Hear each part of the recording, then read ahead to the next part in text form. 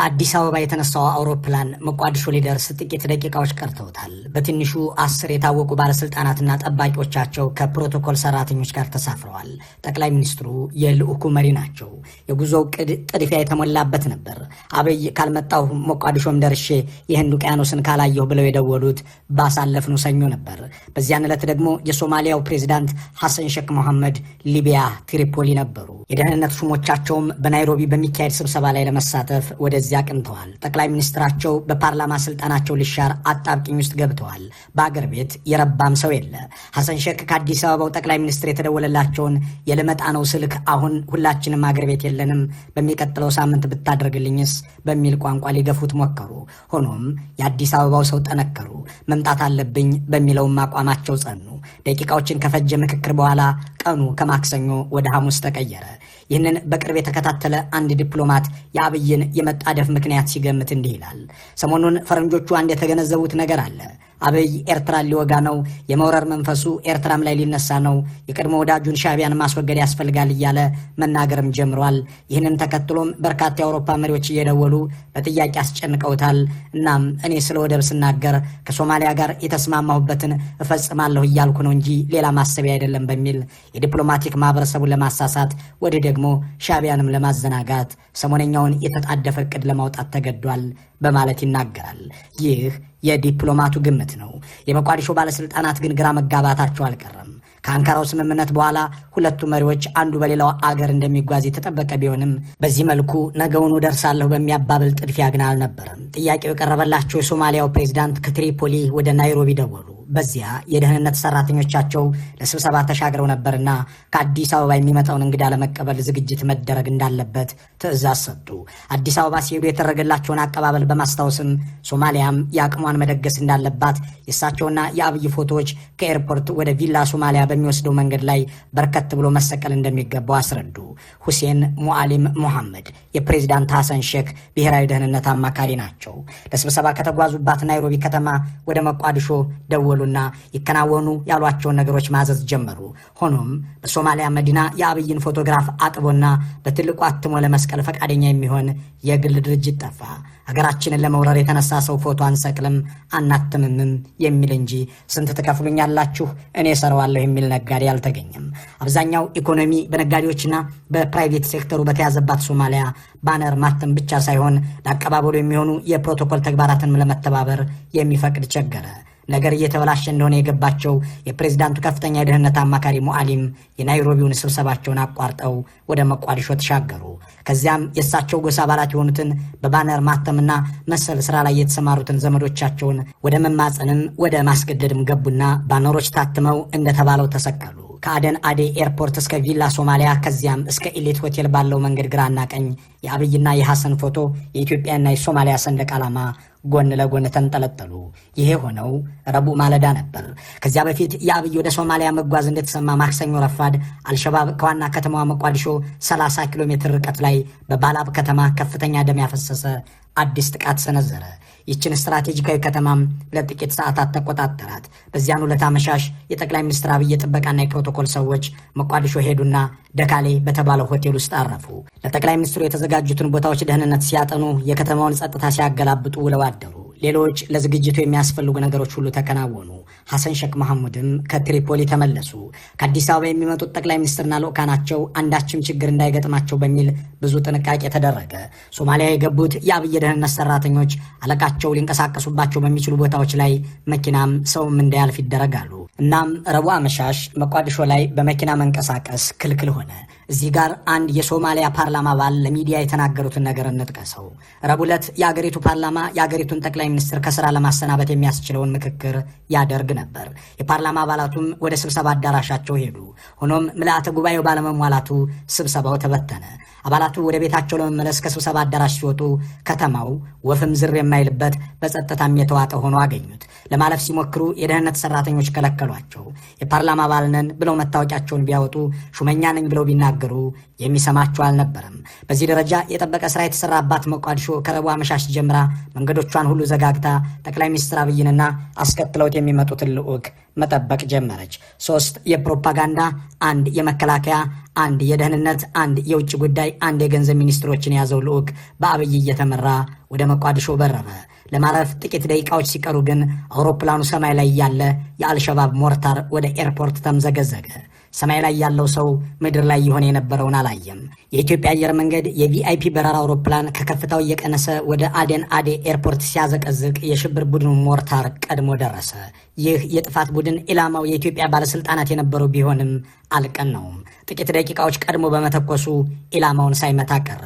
እናም ከአውሮፕላኑ ወጥተው ቪላ ሶማሊያ ተብሎ ወደሚጠራው የፕሬዚዳንት ሐሰን ሼክ መሐመድ ቢሮ እስከሚደርሱ ድረስ ነፍሳቸውን አብዝተው የሚወዱት የኢትዮጵያው ጠቅላይ ሚኒስትር ከአልሸባብ ጥቃት ለጥቂት ማምለጣቸውን አልሰሙም ነበር።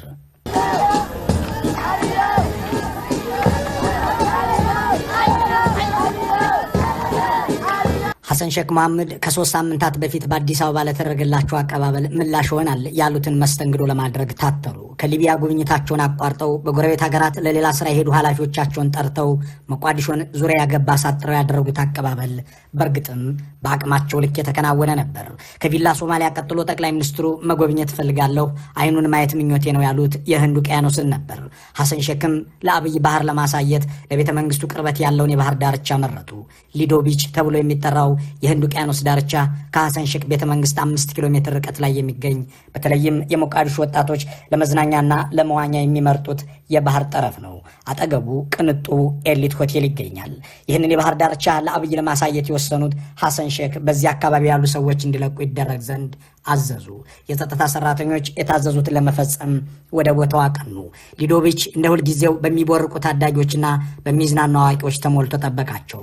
ድንገተኛው ወታደራዊ ትዕዛዝ አካባቢውን እንዲለቁ የሚጠይቅ በሚሆንበት ጊዜ ነገሩ እንግዳ የሆነባቸው ሰዎች ግር እንዳላቸው የሚያሳብቅ መዘናጋት አሳዩ። በተለይ አንድ ታዳጊ ከሚዋኝበት ወጥቶ ለመሄድ አመነታ። ወታደሮቹ አላቅማሙም። ተቆጥተውም ገላምጠውም ሊያስወጡት አልመረጡም።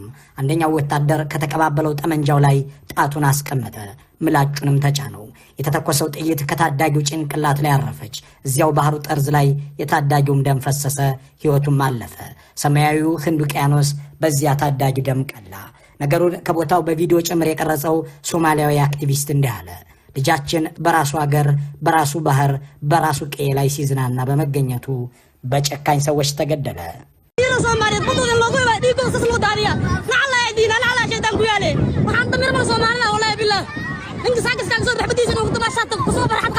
የዚህ ልጅ እናት ምን ትል ይሆን የሚለው የዚህ ቪዲዮ ቀራጭ ድምፅ እልህ ይደመጥበታል፣ ብስጭት ይሰማበታል። ነገሩን ላሰላሰለው ሰው ግን ጥልቅ መልእክት አለው። አብይ አህመድ ባህር አማረኝ ብለው የባህር ዳርቻን ለማየት ያስችላቸው ዘንድ አንድ ሶማሊያዊ ፍሪዳ ተደርጎላቸዋል። ህንድ ውቅያኖስን አይኑን ለማየት ብለው በአንድ ታዳጊ ደም የቀላ ባህር አይተው ተመልሰዋል።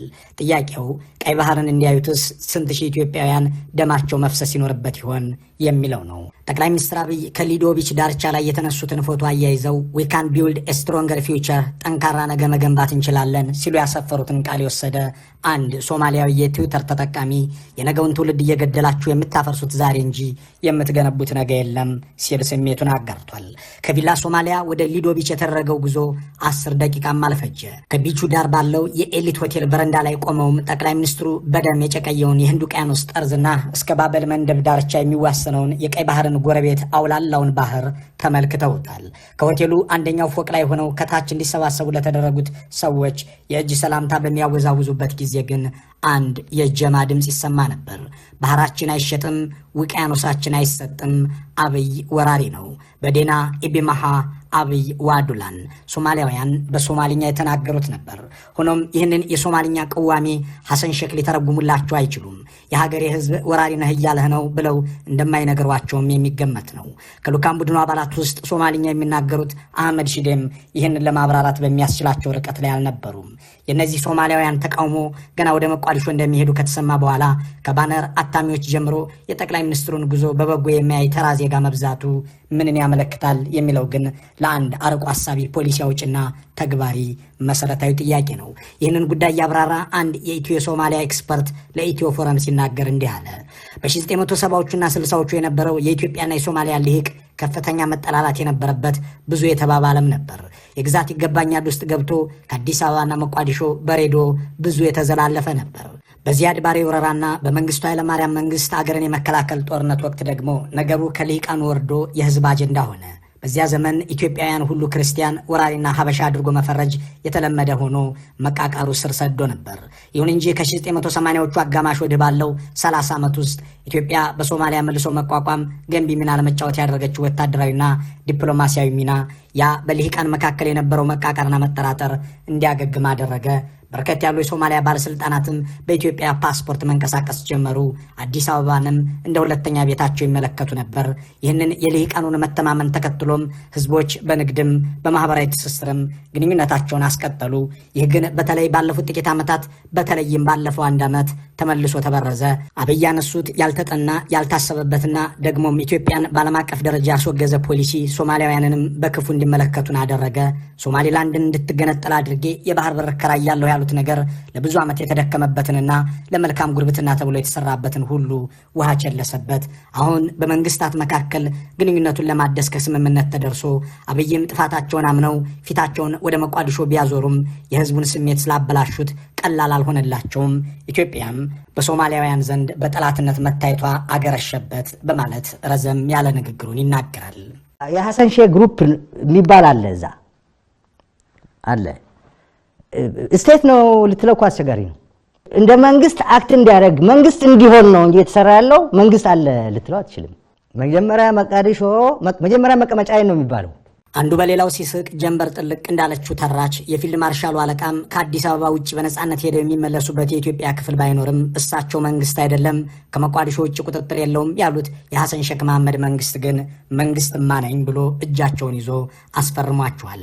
ሶማሊያ አገር አይደለም ሐሰን ሼክ ቡድን እንጂ መንግስት አይባልም ሲሉ እንዳልነበር ባሳለፍነው ሳምንት መቋዲሾ ድረስ ሄደው መንግስት ነህና በመንግስት አስበን በሰላም ማስከበር ተልኮ ውስጥ ማስገባን እያሉ ደጅ ጸንተዋል። ደጅ መጽናታቸው ተቀባይነት ካገኘ በኋላ ደግሞ በተፈራረሙት ባለ 9 ነጥብ ውል 7ኛው አንቀጽ ላይ ኢትዮጵያ በየትኛውም የሶማሊያ ግዛት ውስጥ የምታደርገው የትኛውም አይነት ግንኙነት በሶማሊያ መንግስት ፈቃድ ብቻ ይሆናል የሚል ድንጋጌ ተቀምጧል። መቋዲሾ ላይ መንግስት የለም ሲሉ የነበሩት ፊልድ ማርሻል ብርሃኑ መንግስትም አለ እሱ ሳይፈቅድልንም ጁባላንድንም ሶማሊላንድንም ሳውዝ ዌስትንም ፑንትላንድም አንደርስም የሚል ትርጉም ያለው ውል ፈርመዋል። ከዚያ በፊት ግን ልክ የሌለው አንደበታቸው ስርዓት ያልነበረው አድራጎታቸው ግብፅን ሶማሊያ እንድትገባ አድርጓል።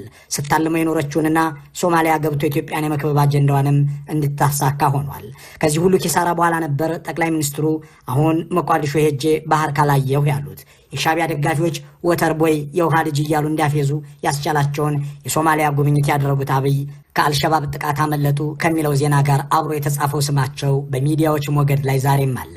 የሶማሊያ መገናኛ ብዙሃን አብይ ላጉማ አሚን ካራ አብይ አይታመንም እያሉ ነው። በእርግጥ የጠቅላይ ሚኒስትር አብይ መርህን የማይከተለው አንድ ቦታም ላይ ጠበቅ አድርጎ መያዝ የማይሆንለት መንፈስ የዛሬ ዓመት ከሶማሌላንድ ጋር ሲደንስ ነበር። ዛሬ ደግሞ መቋዲሾ ተገኝቷል። ዋና መዳረሻው ግን አሰብ ነው የሚለው አሁን ነጩንም ጥቁሩንም እያሳመነ የመጣ ይመስላል። አብይ ቁርሳችን ሶማሌላንድ ምሳችን አሰብ ነው ብለው እንደሚያስቡ ያስነበበው ዘ ኢኮኖሚስት ከወራት በፊት ባጋራው መረጃው በሰሜናዊ ኢትዮጵያ አዲስ ጦርነት እየሸመኑ መሆኑን ከጠቆመ በኋላ ብልጽግና በሙላቱ ተሾመ ስም በአልጀዚራ በኩል ባስነበበው ጽሑፍ ኢሳያስ ከአፍሪካ ቀንድ እስከ ሳህል ጫፍ ድረስ የሚበጠብጡ መሪ መሆናቸውን ለዓለም ለማስረዳት ሞክሯል። በእርግጥ የኢሳያስን መጥፎነትና ጥፊነት ዓለም የሚያውቀው ገና ድሮ አብይ የሚባሉን ግለሰብ ሳይተዋወቅ አስቀድሞ ነው። ኢሳያስ ለአፍሪካ ቀንድ ሰላም እንቅልፍ አጥቶ የሚሰራ ሰው ነው ብሎ የተናገሩና ይህንንም ለማስረዳት ከኒውዮርክ እስከ ብራስልስ የማሰኑ ብቸኛ ሰው ግን አብይ አህመድ ነበሩ። ይህ ግን ለዓለም የሚታወቅ ዓለምም ገልጦ ያነበበው የኢሳያስ አእምሮና እውነት ነበር። ኢሳያስ በጥባጭ ነው የሚለውንና ዓለም የሚያውቀውን እውነት እንደ አዲስ ለማስተዋወቅ የጣሩበት ምክንያት በአሰብ ግንባር ለሚከፍቱት ውጊያ ሰበብ ለማቀበል ነው የሚለው ግምት ቤት የሚመታውም ሆነ የጠቅላይ ሚኒስትሩ የመቋዲሾ ጉዞም የኔ አጀንዳ ህንድ ውቅያኖስ እንጂ ቀይ ባህር አይደለም የሚል ማሳሳቻ ለማስተላለፍ ነው የሚለው የዲፕሎማቱ ግምት ልክ የመሆን እድል ያለውም በዚሁ ምክንያት ነው። ነገሩን በዘ ኢኮኖሚስት አገላለጽ እንቋጨው። The MOU was just an appetizer. አሰብ is the main meal። መልካሙን ሁሉ መመኘት በዚሁ እንሰናበታለን።